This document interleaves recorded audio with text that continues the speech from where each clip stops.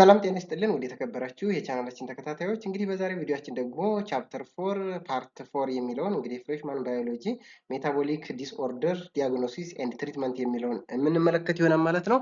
ለቻናላችን አዲስ ከሆናችሁ አሁንም በድጋሚ እነግራችኋለሁ ሰብስክራይብ፣ ላይክ፣ ሼር ማድረጋችሁን አትርሱ ማለት ነው። አብራችሁን እስከ ቪዲዮ ፍጻሜ ድረስ ዝለቁ ማለት ነው። አብራችሁን ሁኑ። So metabolic disorder diagnosis and treatment ይላል ማለት ነው. As you know that we have already discussed about metabolism, catabolism and that of anabolic process, the TCA cycle, the electron transport chain and also that of the glycolysis pathway አይተናል ማለት ነው። ስለዚህ ሜታቦሊዝም እንዳጠቃላይ ምንድነው ብለናል? It's very vital for the sustainability of life. ላይፍን ቀጣይነት እንዲኖረው የሚያደርገው ሜታቦሊዝም ካልተካሄደ ወይም ደግሞ ኬሚካል ሪአክሽን ካልተካሄደ ሴላችን ኢነርጂ ሊያገኝ አይችልም። ስለዚህ የህይወት ቀጣይነት አደጋ ውስጥ ይገባል ማለት ነው። ሶ ሜታቦሊዝም is a breaking down of food stuff to its simpler components and then finally leads to the production of energy. This food stuff may be protein diet, it may be carbohydrate diet or sugars or it may be what fats. So metabolic disorder ስንል ምን ማለታችን ነው? Disorder ማለት it is what imbalance ማለት ነው። That is why metabolic disorder occurs when this normal process becomes what disrupted or blocked or inhibited ከተደረገ ነው ማለት ነው። Unfortunately ፕሮሰሱ ከተቋረጠ ወይም ደግሞ ከተስተጓጎለ ምን ይፈጠራል? ሜታቦሊክ ዲስኦርደር ይፈጠራል ወይም ደግሞ ዲዚዝ ማለት ነው። ሶ disorder in metabolism can be what inheritance ወይም ደግሞ in which it case may also be what inborn errors of metabolism ሊሆን ይችላል። በተለይ ደግሞ ህፃናት ላይ በከፍተኛ ሁኔታ ይሄ የሚከሰት ሊሆን ይችላል ማለት or they may be acquired during your life or through life process ሊመጣ ይችላል ማለት ነው። so inherited metabolic disorder የምንላቸው that is genetically ማለት ነው. they are one cause of metabolic disorder and occurs when a defective gene causes what enzyme deficiency. Basically ባለፈው እንደተነጋገርነው enzymes are very important to accelerate speed up the rate of metabolic reactions in the living cells. Without enzyme life is difficult. Without enzyme metabolic reactions are very slow and they cannot release or they cannot produce energy in the required times. So it is difficult. So this disease of or metabolic disorders of which are many subtypes ሊሆኑ ይችላሉ that we also called as inborn errors of metabolism or that is disease ብለን እንጠራቸዋለን። metabolic disease can also occur when organ failures or organ dysfunctions like liver or pancreas or it may be heart or cardiac and so forth not function properly. እነዚህ ኦርጋኖች በተለይ ደግሞ liver is the most common and what called as the largest organ responsible for metabolic reactions. ሜታቦሊዝም አጠቃላይ በሚባል ደረጃ የሚካሄደው የት ላይ ነው? ሊቨር ላይ ነው። ስለዚህ ሊቨር ከተጎዳ it is difficult for sustain life ማለት ነው። it's difficult for obtaining energy.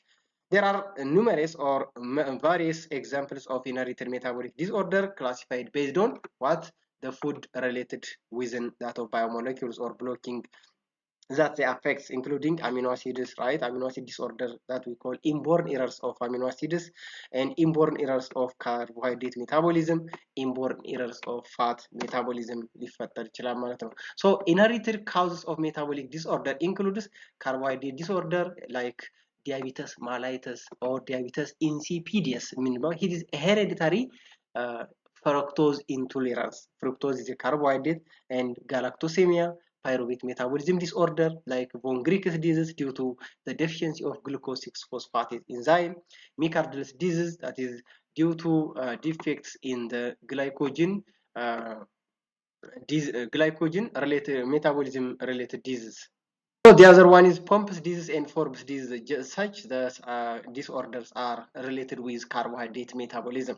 So the other one is fatty acid oxidation defects or disorders or the disease like Gaucher's disease, like Niemann-Pick's disease, Fabry disease, and medium chain acyl-CoA dehydrogenase deficiency disease, and such are mostly dependent on lipoprotein or phospholipid metabolism disorders, right? The other and the third disorder is associated with proteins and amino acids. Amino acid metabolism disorder includes Tay-Sachs disease, phenylketonuria, excess phenylalanine amino acids in the urine, and tyrosinemia, excess tyrosine amino acid in the blood. Maple syrup urine disease, and that of homocystinuria, cysteine in excess amounts in the urines. So the other causes of metabolic disorders are metabolic disorder can be due to other factors such as combinations of inherited disease ሊሆን ይችላል combinations of carbohydrate and protein combinations of carbohydrate and fats ሊሆን ይችላሉ ማለት ነው or the combinations of inherited and environmental factors. So some of the conditions that causes metabolic disorder includes what alcohol or external environment alcohol abuse ሊሆን ይችላል that causes what fatty liver, diabetes, that is chronic disease that affect your body ability to use sugars for energy, that is due to imbalance or the endocrine disorders of insulin hormones. Diuretic abuse, that is gout, the type of arthritis caused by build up of uric acid in the joints.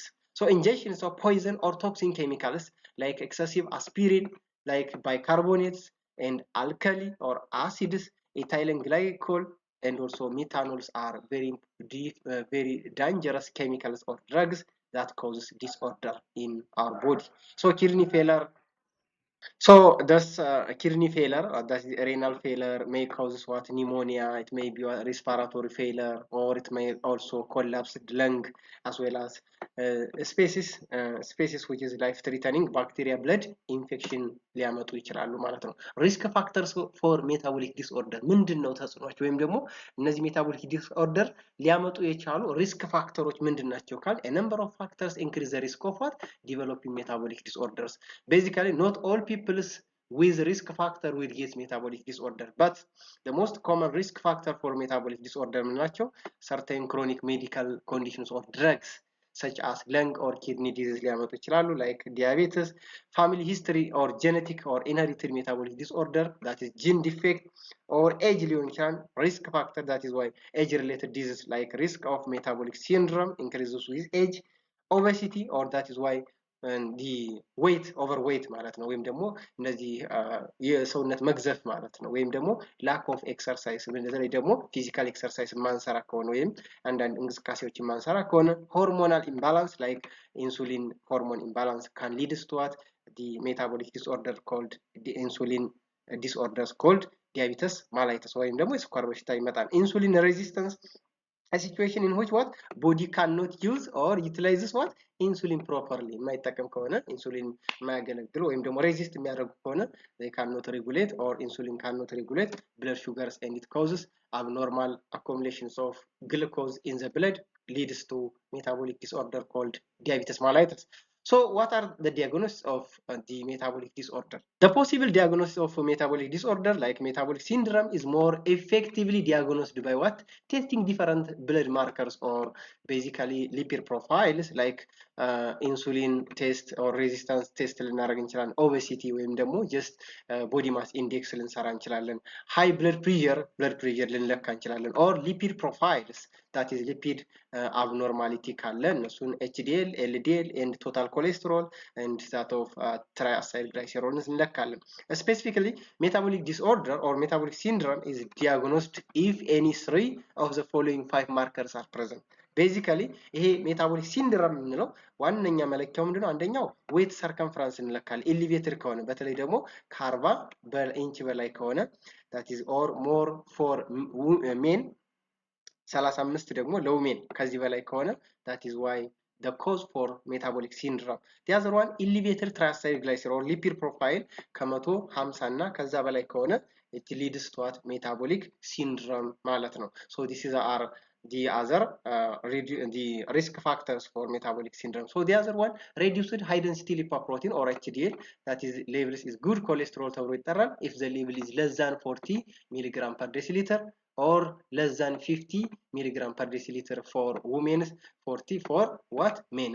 ለወንዶች ከ40 በታች ከሆነ ለሴቶች ደግሞ ከ50 በታች ከሆነ ይሄ HDL it is what risk factor for metabolic syndrome. The other one blood pressure ነው ሌላኛው እንግዲህ risk factor ወይም ደግሞ ቴስት ልናደርግ የምንችለው ከ130 በ85 ከሆነ this milligram mercury ወይም ደግሞ Hg or higher ከሆነ that is already taking blood pressure as medication መውሰድ ወይም ደግሞ hypertensive drugን መውሰድ ይጠበቅብናል ማለት ነው።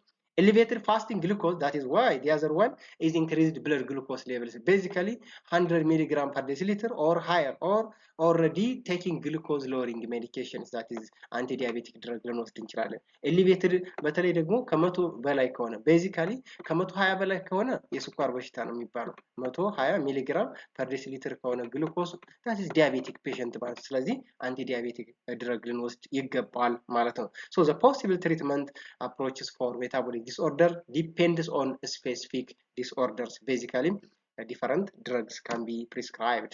So inborn errors of metabolism or inherited metabolic disorder are often treated with what? One, nutritional counseling. በተለይ ደግሞ የአመጋገብ ሁኔታችን ማስተካከል ወይም ደግሞ እነዚህ ኑትሪሽኒስት ወይም ደግሞ የስነ ምግብ ባለሙያዎች ምን ይሰጡናል? ምክር መውሰድ ማለት ነው። the other one, support periodic assessment ወይም ደግሞ እንትን ማለት ነው። ፔሪዲካሊ ምን ማድረግ ነው? መለካት መታየት ያስፈልጋል ማለት። the other one, physical therapy ወይም ደግሞ ይሄ ቴራፒ ማካሄድ። the other one, supportive care options and physical exercise ሊሆን ይችላል። therefore these are the possible treatment for a metabolic disorder.